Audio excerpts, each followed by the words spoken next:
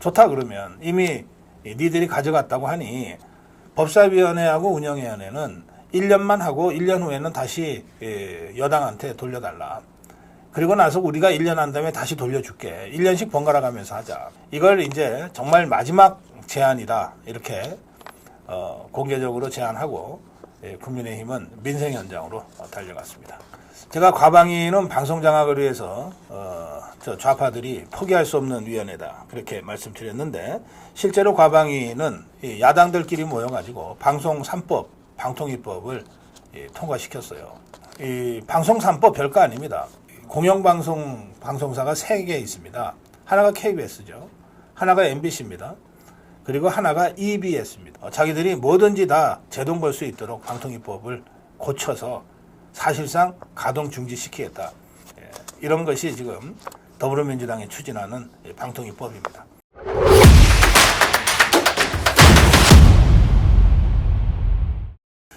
상임위 문제가 있는데요. 지금 17개 상임위 중에서 법사위, 운영위, 그리고 과방위.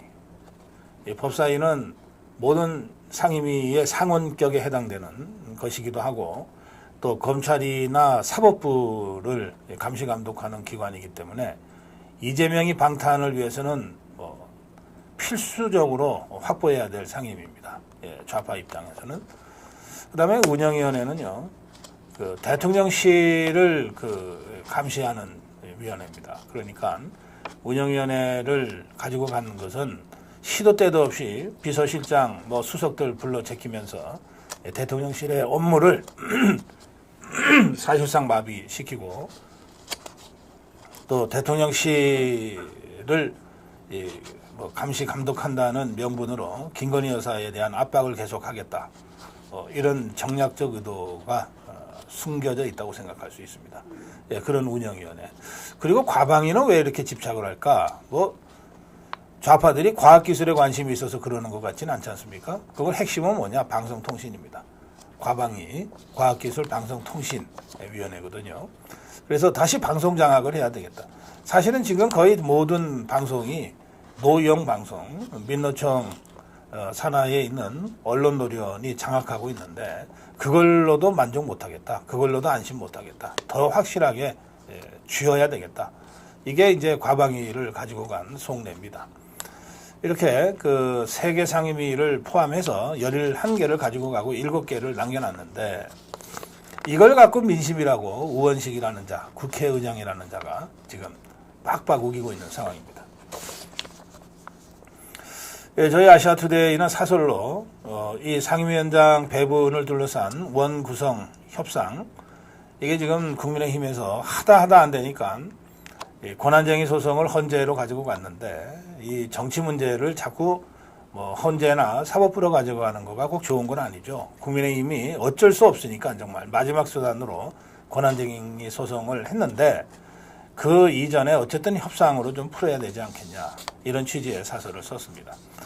사실 국민의힘이 압도적인 다수파인 종북주사파 더불어민주당을 상대로 협상을 안 했던 게 아닙니다. 처음에는 법사위원회만 내놔라고 했고 그게 안 되면은 운영위원회라도 우리한테 달라고 했고 그것도 안 되자 마지막 제안을 오늘 추경호 원내대표가 공개적으로 했습니다. 그게 뭐냐 하면 좋다 그러면 이미 니들이 가져갔다고 하니 법사위원회하고 운영위원회는 1년만 하고 1년 후에는 다시 여당한테 돌려달라. 그리고 나서 우리가 1년 한 다음에 다시 돌려줄게. 1년씩 번갈아 가면서 하자. 사실 법사위나 다른 상임위도 여야 합의로 그렇게 했던 적이 있습니다. 이걸 이제 정말 마지막 제안이다. 이렇게 공개적으로 제안하고 국민의힘은 민생 현장으로 달려갔습니다. 저는 국민의힘의 이 마지막 제안도 정말 어쩔 수 없는 이 불가항력적 상황에서의 마지막 제안이라고 생각합니다. 종북주사파들이 이 제안을 받을 것까지는 않습니다만 그러나 명분에 있어서 국민의힘은 어쨌든 여야 대화를 위해서 원구성 협상을 위해서 마지막까지 최선을 다했다. 이런 명분을 세워두는 것은 매우 중요한 일이라고 생각합니다.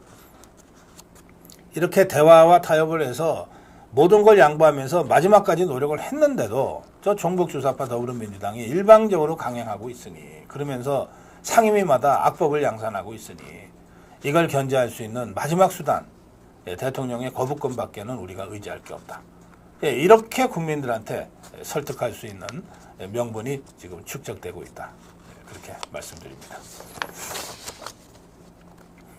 제가 과방위는 방송 장악을 위해서 저 좌파들이 포기할 수 없는 위원회다, 그렇게 말씀드렸는데, 실제로 과방위는 야당들끼리 모여가지고 방송 3법, 방통위법을 통과시켰어요. 이제 법사위로 넘길 건데요. 이 방송 3법 별거 아닙니다. 이 방송사 중에서 이 방송사가 3개 있습니다. 하나가 KBS죠.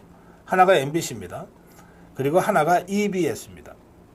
지상파 중에서 SBS는 이게 민영방송이죠. 공영방송이 아닙니다.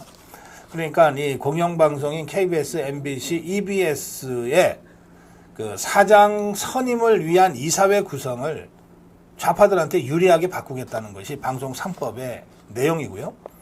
그 다음에 방통위법이라고 하는 건 뭐냐면, 지금 대통령이 임명한 방통위원장과 방통위원 두 사람으로 이 방통위원회가 구성되어서 운영되고 있는데, 이걸로도 합법적으로 다 모든 결정을 할 수 있어요. 그런데 이 방통위의 그 정족수를 4명 이상으로 늘려서 함부로 이 대통령이 함부로 못하게 만들겠다, 이건데요. 사실 이 방통위법은 방통위원회와 관련된 법이고, 이것은 정부 기구입니다. 행정기구예요. 다만 방송을 다루고 통신을 다루는 그 부처의 특성상 야당이 또 대통령이 추천하는 위원들이 다수지만 여당도 최소한의 발언을 위해서 위원회 포함을 시켜주는 거죠. 이게 원래의 방통위원회의 입법 취지인데, 이걸 깡그리 무시하고 자기들이 뭐든지 다 제동 걸 수 있도록 방통위법을 고쳐서 사실상 가동 중지시키겠다, 이런 것이 지금 더불어민주당이 추진하는 방통위법입니다. 이 방송 3법은 이미 21대 국회에 밀어붙였다가 대통령 거부권으로 폐기된 바가 있는데, 이걸 다시 지금 밀어붙이고 있는 것이고요. 또 방통위법은 바로 그 본질이 방통위원회의 업무 마비에 있습니다. 그래서 저는 이 법이 뭐 상임위 거쳐서 법사위 거쳐서 본회의 거쳐서 통과돼서 정부로 오더라도 윤석열 대통령이 다른 건 몰라도 이 법만은 거부권 행사를 해야 된다, 그렇게 말씀드립니다.